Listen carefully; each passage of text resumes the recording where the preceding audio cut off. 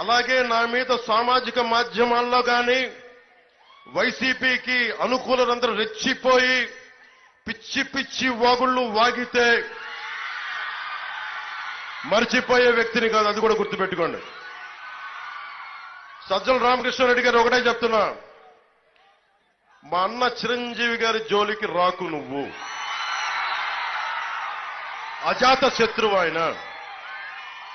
ఆయన కాంగ్రెస్ లో ఉంటారో ఇంకో పార్టీకి ఇస్తారో వైసీపీకి మద్దతు ఇస్తారో, మీకు వైసీపీకి మద్దతు ఇచ్చిన రోజున నేను ఒక్క మాట మాట్లాడాల, గుర్తుపెట్టుకోండి. సొంత తమ్ముని నేను ఒక్క మాట మాట్లాడాల.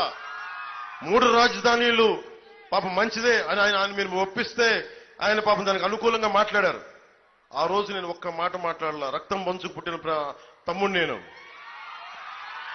అంత అర్థం చేసుకున్న వ్యక్తిని. ఈ రోజున ఆయన కూటమికి మద్దతు ఇచ్చారు.